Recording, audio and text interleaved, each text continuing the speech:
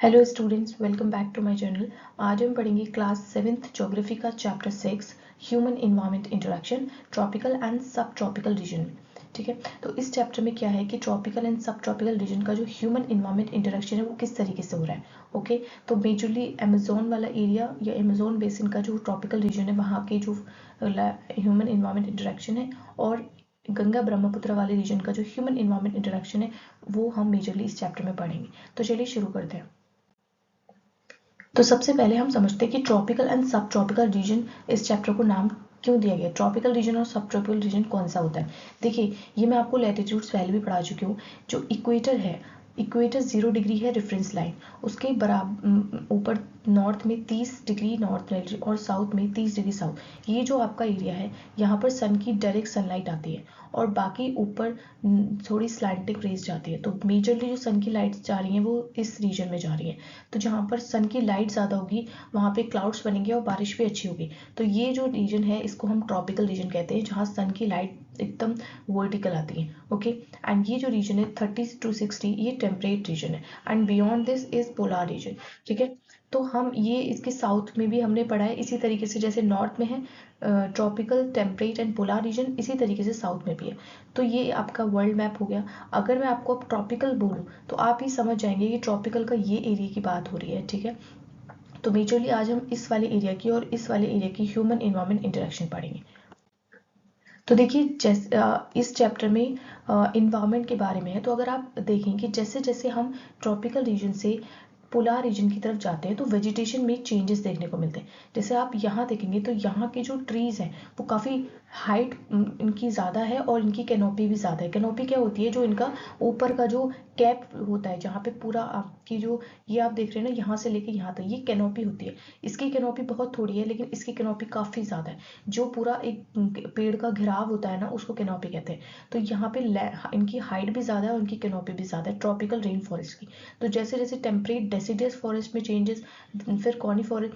तो जैसे जैसे आप लैटिट्यूडनली आप पोलर ठंडे इलाकों की तरफ जाएंगे तो आपको वेजिटेशन में चेंजेस देखने को मिलेगा। ओके, वेजिटेशन आपको यहाँ से आइडिया हो रहा है कि कम होती जा रही है। ठीक है, इसी तरीके से क्योंकि जब हम हाइट पे जाते हैं, अल्टीट्यूड पे जाते हैं, माउंटेनियस एरियाज में भी वेजिटेशन में चेंजेस देखने को मिलते हैं। वो इसी तरीके से जैसे ट्रॉपिकल में यहाँ पर आपको हरे भरे पेड़ मिलेंगे, जैसे जैसे आप ठंडे इलाकों में जाएंगे हाइट पे तो वहाँ पे भी आपको एकदम पोलर रीजन वाली वेजिटेशन यहाँ पे देखने को मिल जाएगी। ठीक है, नाउ अंडरस्टैंड, जैसे मैंने अभी आपको बताया कैनोपी का मुझे यहाँ समझाना था कि जैसे आपके जो ट्रॉपिकल रेन फॉरेस्ट होते हैं, जो जहाँ पर हमेशा बारिश है और अच्छी खासी सनलाइट भी है, तो वहाँ के जो पेड़ होते हैं काफ़ी ज़्यादा उनकी हाइट होती है, वो हमेशा ऐसे हरे भरे रहते हैं। ठीक है, लेकिन इनकी जो कैनोपी होती है ना, यहाँ पे कंपटीशन किस चीज़ का हो रहा है, यहाँ पे सनलाइट का कंपटीशन हो रहा है। क्योंकि यहाँ पे जो सबसे हाइट वाले पेड़ होंगे उनको तो अच्छी सनलाइट मिलेगी, लेकिन जो नीचे छोटे छोटे पेड़ होंगे उनको सनलाइट पहुँचेगी नहीं, यहाँ मेजरली अंधेरा रहता है। ठीक है, तो अगर आप यहाँ पर खड़े हैं नीचे कहीं तो आपको यहाँ पर जंगल में जो रेन फॉरेस्ट है, ट्रॉपिकल रेन फॉरेस्ट में आपको रोशनी सनलाइट दिन में भी नज़र नहीं आएगी, इतनी कम सनलाइट यहाँ पर होती है। और अगर वहीं आप टेम्परेट या डेसिडियस फॉरेस्ट को देखें तो डेसिडियस फॉरेस्ट कौन से होते हैं कि यहाँ पर क्या होता है, पेड़ जो है अपनी पत्तियां एक सीजन में गिरा देते हैं। अब ये ऐसा क्यों करते हैं, क्योंकि देखिए यहाँ पर सनलाइट आ रही है लेकिन यहाँ बारिश इतनी नहीं होती है। तो क्योंकि बारिश एक सीजन में नहीं हो रही है, ड्राई सीजन है, तो पत्तियां क्या करती हैं, मॉइस्चर से इवेपोरेशन हो जाता है, मॉइस्चर पत्तियों से होता रहता है।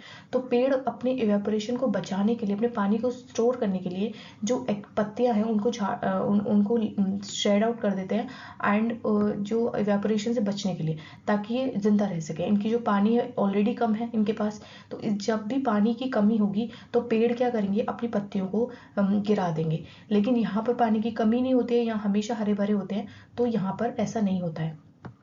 आई होप आपको जब जब भी मैं ट्रॉपिकल एवरग्रीन पढ़ाऊंगी तो आपको माइंड में ये इस टाइप के पेड़ चलेंगे। एंड जब डेसिडियस पढ़ाऊंगी तो ऐसे पेड़ जहाँ पे सनलाइट तो है लेकिन पानी नहीं है, जिसकी वजह से यहाँ पे कंपटीशन किस चीज़ का हो रहा है, यहाँ पे वाटर का कंपटीशन है।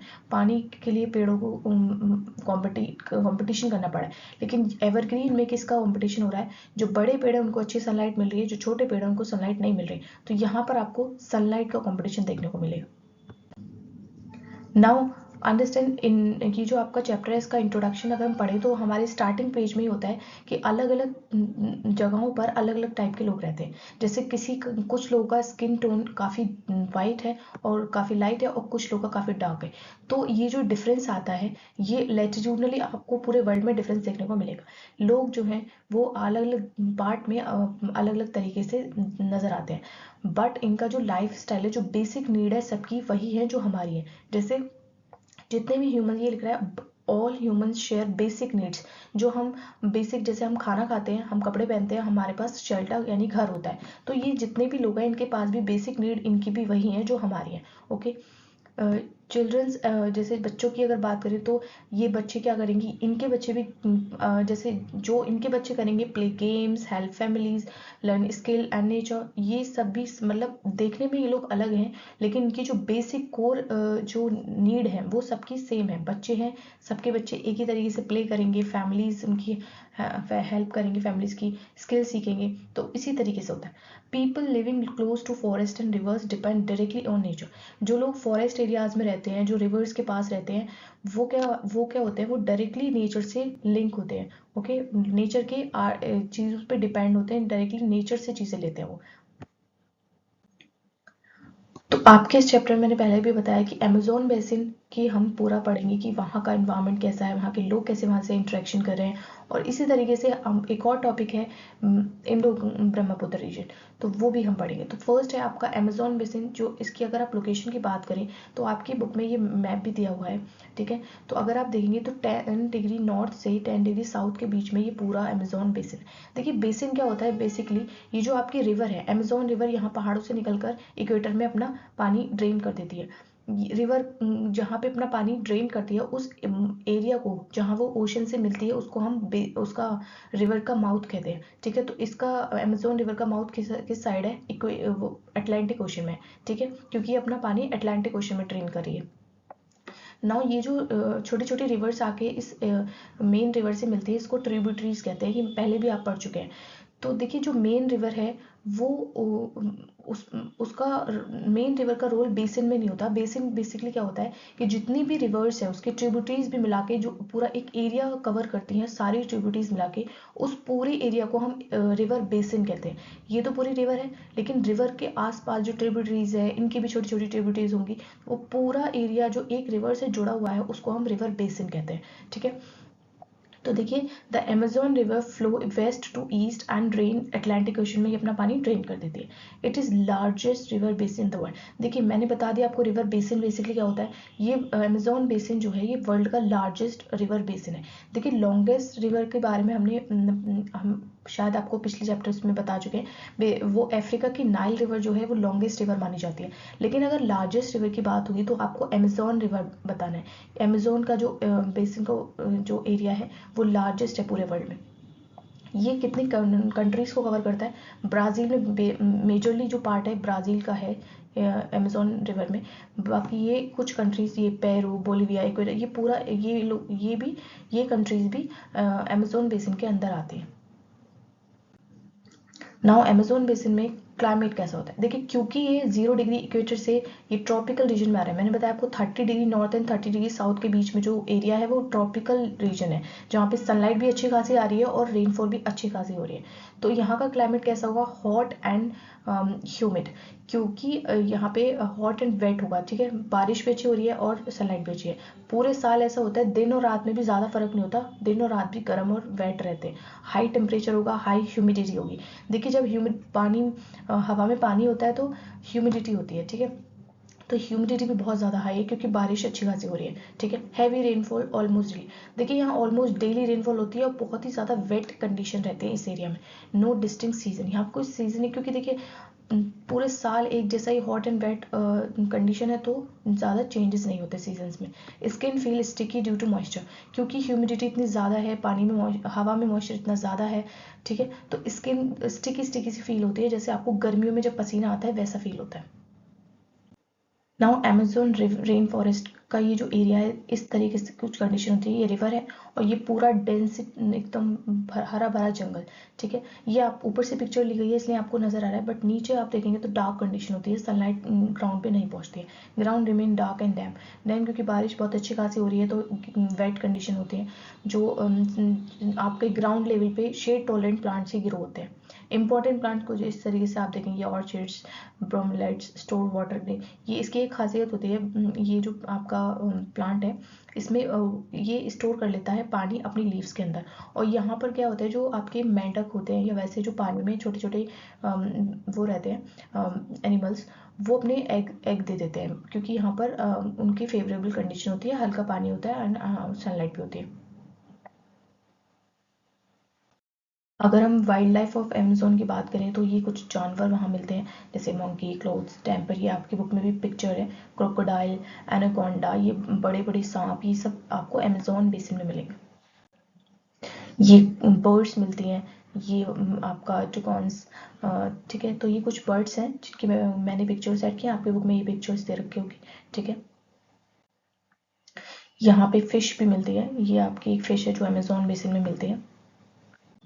अमेज़न रेन फॉरेस्ट के अगर हम लोगों की बात करें, जो वहाँ लोग रहते हैं वो किस तरीके से रहते हैं, वो हंटिंग करते हैं, फिशिंग करते हैं एंड स्मॉल स्केल फार्मिंग करते हैं। फार्मिंग किस तरीके की होती है, वहाँ पे मेथड यूज़ होता है स्लैश एंड बर्न एग्रीकल्चर। देखिए स्लैश एंड बर्न एग्रीकल्चर क्या होता है, यहाँ पे ट्रीज़ को कट कर दिया जाता है एंड देखिए ये आपका फॉरेस्ट एरिया है, यहाँ इनको ट्रीज़ को कट कर दिया गया, कट करने के बाद इनको बर्न कर दिया गया, ठीक है। ऐश एड न्यूट्रिएंट्स, देखिए ये जो यहाँ पे आग लगने के बाद जो ऐश है वो सॉइल में मिक्स हो जाएगी और न्यूट्रिएंट सॉइल बना लेगी, ठीक है। फिर इसके ऊपर crop grown for few years, कुछ साल यहाँ पे खेती होगी। Then when soil lose fertility land is left, जब इसकी यहाँ पे ये लोग खेती करेंगे, पहले क्या करेंगे, देखिए सबसे दोबारा बताती हूँ आपको कि पहले फॉरेस्ट एरिया काट देंगे, फिर फॉरेस्ट काटने के बाद वहाँ आग लगाएंगे, आग लगाने के बाद जो सॉइल है वो बहुत अच्छी हो जाएगी, वहाँ पे फिर ये फार्मिंग करेंगे, फार्मिंग कुछ साल तक करेंगे। उसके बाद जब सॉइल की जो न्यूट्रिएंट है वो जब खत्म हो जाएंगे तो फिर से ये उस एरिया को छोड़ देंगे एंड नए एरिया में जाएंगे और वहाँ के पेड़ खत्म करेंगे एंड फिर से ये चीज़ें करेंगे, ठीक है। तो ये जो अमेज़न रेन फॉरेस्ट के लोग हैं वो इस तरीके से slash and burn agriculture farming करते हैं। के जो लोग हैं वो ये मेन फार्मिंग ये क्रॉप उगाते हैं, ये कैश क्रॉप, कॉफ़ी, मेज़, कोकोआ भी वहाँ पे होता है एंड ये उनकी कुछ मेन क्रॉप्स हैं जो वहाँ पे लोग फार्मिंग करते हैं। इस तरीके से वो लोग घर बनाते हैं, ये आपकी बुक में है, टैच्ड हाउस होंगे, इस तरीके से लकड़ी के बने हुए होते हैं, लार्ज कम्युनिटी हाउसेस होते हैं, ओके। देखिए अमेज़न हम जो फॉरेस्ट है उसको हम हमारे लंग्स ऑफ द अर्थ बोलते हैं कि वो हमारे हमें सांस देने के लिए बहुत ज़्यादा इंपॉर्टेंट है, ऑक्सीजन वहाँ से बहुत ज़्यादा हमें मिलती है। लेकिन स्टिल अभी क्या हो रहा है, अभी वहाँ पे इंसान जो है एक्सेसिबल करने की कोशिश कर रहे हैं एंड वो क्या कर रहे हैं, डिफॉरेस्टेशन, काट रहे हैं पेड़ों को क्योंकि वो कंस्ट्रक्शन कर रहे हैं ट्रांस अमेज़न हाईवेज का, जो कि 1970 से ये कटिंग शुरू हो गई है। वहाँ पे लोग एरिया को एक्सेस करने लग गए हैं, जो इंडिजिनियस पीपल थे, जो वो वहाँ पे लोग रहते थे पहले से, जो नेचर पे डिपेंड होकर रहते थे, ज़्यादा नुकसान नहीं करते थे फॉरेस्ट को, वो लोग वहाँ से हटा दिए गए हैं और सॉइल इरोजन वहाँ पे इंक्रीज हो गया है क्योंकि फॉरेस्ट काट दिए। जब हम फॉरेस्ट को काटते हैं, डिफॉरेस्टेशन करते हैं, तो वहाँ की जो सॉइल है वो इरोड हो जाती है क्योंकि सॉइल पेड़ों की वजह से क्या होता है, सॉइल को वो पकड़ के रखते हैं, जब पेड़ नहीं होंगे तो वहाँ का सॉइल इरोड हो जाएगा।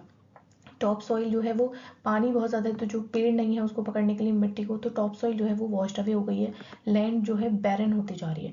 तो इस तरीके से पहले नज़र आते थे, अब कुछ इस तरीके की कंडीशन होती जा रही है क्योंकि वहाँ पे भी इंसान इंटरेक्शन करने की कोशिश कर रहे हैं, डेवलपमेंट करने की कोशिश कर रहे हैं, जो कि बिल्कुल भी अच्छी चीज़ नहीं है हम लोग के लिए। नाउ ये हमारा दूसरा इंपॉर्टेंट टॉपिक है इस चैप्टर में, life in the Ganga Brahmaputra basin, जो कि आपका सब ट्रॉपिकल रीजन है। देखिए जो हमने पढ़ा था अभी तक अमेज़न बेसिन, वो कहाँ आ रहा था, वो ट्रॉपिकल रीजन में आ रहा था, यानी 30 डिग्री के अंडर। लेकिन जो आपका सब ये है गंगा ब्रह्मपुत्र बेसिन, ये सब ट्रॉपिकल रीजन में आता है, यानी बिटवीन 10 डिग्री टू 30 डिग्री, ये 10 डिग्री से 30 डिग्री सब ट्रॉपिकल रीजन के अंदर आता है, ओके।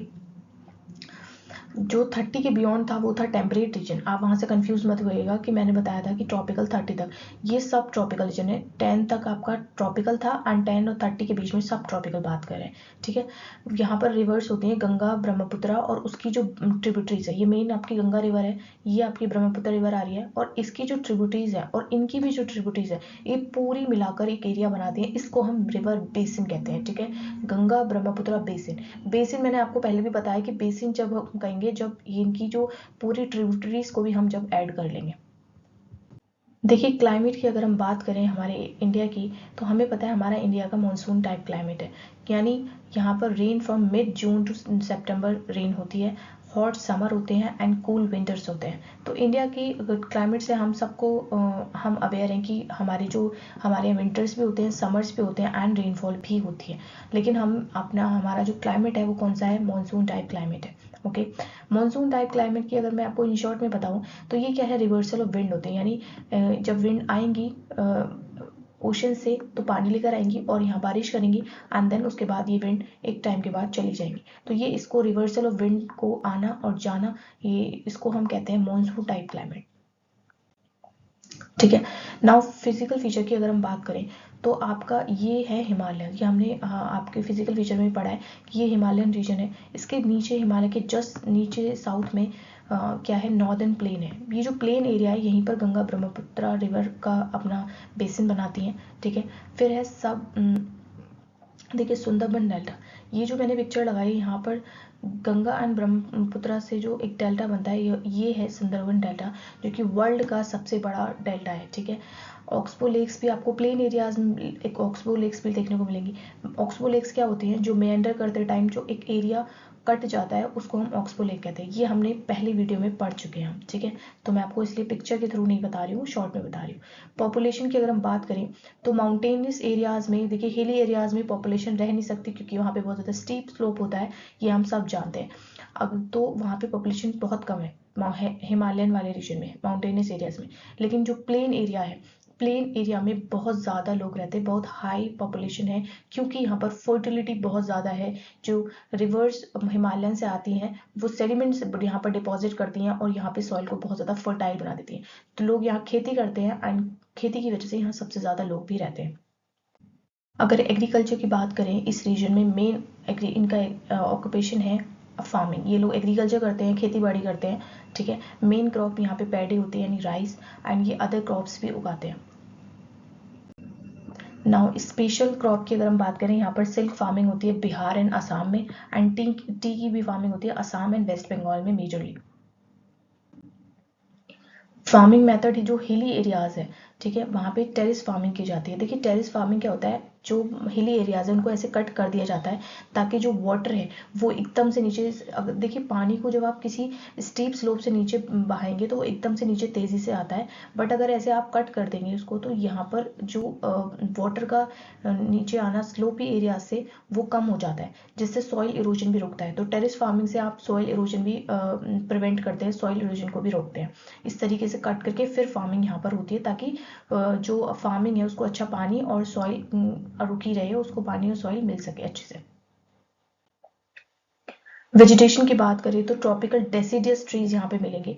देखिए ये सब ट्रॉपिकल एरिया है तो यहाँ पे बारिश तो होती है, सनलाइट भी होती है, लेकिन एक सीजन में होती है और बाकी जो जिस सीजन में नहीं होती है वहाँ पे पेड़ क्या करते हैं, अपनी पत्तियों को झाड़ देते हैं, जिसको हम कहते हैं डेसिडियस बर्ड। जब जब भी पेड़ अपनी पत्तियां गिरा देंगे तो वहाँ पे आपको डेसिडियस बर्ड देखने को मिलेगा, ठीक है। ये कुछ ट्रीज आपको मिलेंगे, टीक, साल, पीपल, हमारे इंडिया में ये कॉमन ट्रीज है, हमें नॉर्थ इंडिया में स्पेशली, तो ये हमें नाम पता ही होंगे। नाउ बैम्बू फॉरेस्ट भी ब्रह्मपुत्र प्लेन के में बैम्बू फॉरेस्ट मिलेगा। कॉनीफेरस ट्रीज की अगर हम बात करें तो माउंटेनियस एरियाज में कॉनीफेरस ट्रीज मिलते हैं, जो कि कोन की तरह, अगर आप देखें तो कुछ इस तरीके से कोन की तरह आपके ट्रीज होते हैं, तो उनको हम कॉनीफेरस ट्रीज कहते हैं, जैसे पाइन, ड्यूडर, आपका पाइन, ड्यूडर एंड फिर। Now this is the mangrove forest. ये सुंदरबन डेल्टा के एरिया में हमें कुछ इस तरीके से दिखते हैं, उनको हम मैंग्रोव फॉरेस्ट कहते हैं। ये इनकी खासियत क्या है कि ये जो पेड़ है ये हमें अर्थक्वेक या फिर जो सुनामी है, सुनामी जब आती है, जब बहुत ज़्यादा पानी लेकर तो ये हमें प्रिवेंट करते हैं सुनामी से। तो इनकी जो जड़ें होती हैं वो ऊपर ही होती हैं, ऑक्सीजन लेने के लिए ये ऊपर अपनी जड़ों को रखते हैं कुछ इस तरीके से। एंड ये मेजरली जहाँ पे fresh water and sea water mix हो रहा होता है वहाँ पे आपको देखने को मिलेगी। डेल्टा जो रीजन होता है वो वही होता है जहाँ पे रिवर अपने ओशन से मिल रही होती है, तो वहाँ पे सुंदरबन जो हमारा एरिया है इंडिया का, तो वहाँ मैंग्रोव फॉरेस्ट, इस तरीके के फॉरेस्ट देखने को मिलता है। Now understand the wild life. ये हम सबको पता है कि एलिफेंट हमारे इंडिया में मिलते हैं, स्पेशली नॉर्थ इंडिया में। ये जो हमारा गंगा ब्रह्मपुत्र वाला बेसिन है वहाँ पे ये कुछ एनिमल मिलते हैं इस तरीके के, deer, one horn rhinoceros, monkey, आपका क्रोकोडाइल, बंगाल टाइगर फेमस है, बंगाल टाइगर भी मिलता है, ठीक है। फिश अगर आप देखेंगे तो रोहू, ये अलग अलग टाइप की फिश मिलती हैं। फिश और राइस जो है वहाँ के लोगों का लोकल खाना है, वहाँ लोग बहुत ज़्यादा डेली यूज़ में फिश एंड राइस यूज़ करते हैं। देखिए सी एनिमल की, एक्वेटिक एनिमल की अगर हम बात करें तो this is found in Ganga Brahmaputra river, जिसको हम सूसू कहते हैं। ये क्या है, ये डॉल्फिन है जो हमारी नेशनल एक्वेटिक एनिमल भी है, ठीक है। ये इसको ब्लाइंड डॉल्फिन कहते हैं क्योंकि इसकी जो आंखें हैं वो इतनी छोटी होती हैं कि ये सही से देख नहीं पाती है, और ये सुनती है साउंड वेव्स के थ्रू ही सुनती है, ठीक है। इंडिकेटर्स ऑफ रिवर हेल्थ, इससे क्या पता चलता है, ये हमें रिवर की हेल्थ का पता बताती है, क्योंकि अगर रिवर गंदी है तो ये वहाँ आपको नहीं मिलेगी, और ये कम होती जा रही है क्योंकि हमारी गंगा गंदी हो रही है, ठीक है। थ्रेटन बाय पॉल्यूशन, जहाँ पॉल्यूशन होगा वहाँ इनको खतरा है, ओके। टाउन्स एंड सिटीज़ की अगर हम बात करें तो मेजर जो सिटीज़ हैं गंगा रिवर के अलॉन्ग, ये हैं आपके प्रयागराज, कानपुर, वाराणसी, लखनऊ, पटना, कोलकाता। तो आपको ये नाम पता होने चाहिए। प्रॉब्लम्स क्या है, देखिए आपके क्वेश्चन में बनेगा ये सिटीज़ का, तो याद रखिएगा। अगर हम प्रॉब्लम्स को देखें तो इंडस्ट्रियल वेस्ट डिस्चार्ज होता है। देखिए इतना गंदा पानी आपकी इंडस्ट्रीज से गंगा में मिक्स होता है, जिससे गंगा गंदी हो रही है, एंड रिवर का जो पॉल्यूशन है वो बढ़ता जा रहा है, ओके। देखिए गंगा ब्रह्मपुत्र बेसिन में ट्रांसपोर्ट की अगर हम बात करें तो ये जितने भी ऑल 4 मीन्स है हमारे, रोडवेज, रेलवेज, एयरवेज, वाटरवेज, यहाँ सब देखने को मिलेंगे। मेजरली हमारे इस एरियाज में वाटरवेज यूज़ होता है। कोलकाता की अगर हम बात करें, Kolkata is an important port on river Hooghly. देखिए हुगली रिवर क्या है, हुगली रिवर गंगा के डिस्ट्रीब्यूटरी है। देखिए ट्रिब्यूटरी और डिस्ट्रीब्यूटरी क्या होती है, देखिए अगर हम, ये आपकी मेन रिवर है, ठीक है, इसमें कोई रिवर आके अगर मिक्स कर रही है तो इसको हम कहेंगे ट्रिब्यूटरी। बट अगर ये मेन रिवर जब 2 भाग में टूट जाए, ठीक है, तो इसको हम कहते हैं डिस्ट्रीब्यूटरी। तो हुगली रिवर गंगा की डिस्ट्रीब्यूटरी है। अगर हम हुगली रिवर की बात करें तो वो इस तरीके से आपकी गंगा की डिस्ट्रीब्यूटरी है। तो हुगली रिवर पे कौन सा पोर्ट है, ये आपकी बुक में सिर्फ एक ही पोर्ट दे रखा है, ये सब तो मेजर इंपॉर्टेंट पोर्ट्स हैं, लेकिन कोलकाता जो पोर्ट है वेस्ट बंगाल के पास, ठीक है, तो ये आपके ये इंपॉर्टेंट पोर्ट है। नाउ हम टूरिज्म की बात करें, देखिए टूरिज्म में ताजमहल हम सबको पता है कितना फेमस है, कितना टूरिज्म वहाँ आता है। तो Taj Mahal is located on the bank of river Yamuna in Agra. देखिए यमुना रिवर के बैंक पर है हमारा ताजमहल। तो ये कॉम्पिटिटिव की जो तैयारी कर रहे हैं उनको ये पता होना चाहिए, क्योंकि क्वेश्चन बन जाता है कि ताजमहल किस रिवर बैंक पे है, तो Yamuna, okay. Allahabad is situated at the conference of Sangam, यानी कॉन्फ्लुएंस, यानी जब 2 रिवर मिलती हैं, संगम करती हैं, तो उनको हम, जैसे गंगा यमुना जब मिलती हैं तो उसके जैसे आप देखिए ये गंगा है एंड ये यमुना, जब ये दोनों रिवर मिलती हैं तो यहाँ पे बसा हुआ है हमारा Allahabad city, okay. Buddhist stupas are found in Uttar Pradesh and Bihar. UP and Bihar में ये बुद्धिस्ट का एक रिलीजियस प्लेस होता है वो मिलता है। Assam is known for wild life sanctuaries like Kaziranga national park, Manas national park. देखिए ये इंडिया का मैप है, इंडिया में यहाँ पर असम लाई करता है। असम के अंदर 2 मेन इंपॉर्टेंट नेशनल पार्क हैं, मानस एंड काजीरंगा, तो आप ये याद रखिएगा। Lucknow is famous for its Imambara, ये इमामबाड़ा है जिसके लिए लखनऊ फेमस है। अरुणाचल प्रदेश की अगर हम बात करें तो ये अपने डिस्टिंक्ट ट्राइबल कल्चर के लिए जाना जाता है। यहाँ ट्राइब्स बहुत ज़्यादा रहती हैं अरुणाचल प्रदेश में, क्योंकि यहाँ पे हिली एरियाज़ हैं, फॉरेस्ट एरियाज़ हैं, तो यहाँ पे ट्राइब्स रहते हैं। सो ये कुछ इंपॉर्टेंट पॉइंट्स होते हैं आपकी बुक्स में, आपके चैप्टर्स में, ये आप पढ़ा करिए क्योंकि इसमें इंपॉर्टेंट फैक्ट्स होते हैं। स्वच्छ भारत मिशन की अगर हम बात करें तो ये आया था 2 अक्टूबर 2014 में, तो आपको उसकी डेट याद रखनी है। इंडिया को साफ सफाई, क्लीनेस के लिए ये आया था। नमामि गंगा मिशन, ये जो प्रोग्राम था ये गंगा को क्लीन एंड प्रोटेक्ट करने के लिए था। ब्रोमेलियार्ड्स, देखिए I might be miss pronouncing this, but ये जो प्लांट है ये आपको ट्रॉपिकल रीजन में, मैंने बताया ट्रॉपिकल रेन फॉरेस्ट में, अमेजोन रेन फॉरेस्ट में ये मिलता है। ये क्या करता है, ये अपनी लीव्स में वाटर को स्टोर कर लेता है और उस वाटर में हमारे जो फ्रॉग्स हैं, जो फ्रॉग्स होते हैं वो अंडे देते हैं। ओके, देखिए अमेजोन रिवर का जो नाम है वो कैसे पड़ा, ये बताया गया है। जब स्पेनिश एक्सप्लोरर वहाँ रिवर को डिस्कवर करने गए थे, तो वहाँ पर जो लोकल ट्राइब है वहाँ की, उन्होंने उन लोगों पर अटैक कर दिया था। ठीक है, तो उनको ऐसा लगा कि जो अमेजोन्स रोमन स्टोरीज थी, जिसमें क्या था, जो वुमेन थी, वुमेन वॉरियर थी, उनको अमेजोन्स कहा जाता था। ठीक है, तो उस बेसिस पे इन्होंने नाम दिया अमेजोन उस रिवर को। Thank you for watching. ये चैप्टर थोड़ा सा बड़ा हो गया है, बट कुछ फैक्ट्स थे जो आपको पिक्चर्स के थ्रू बताना ज़रूरी था, क्योंकि पिक्चर्स के थ्रू हमें याद जल्दी हो जाता है। एंड आई होप आपको समझ आया होगा। अगर कोई डाउट हो तो आप कमेंट सेक्शन में पूछ लिएगा। ओके।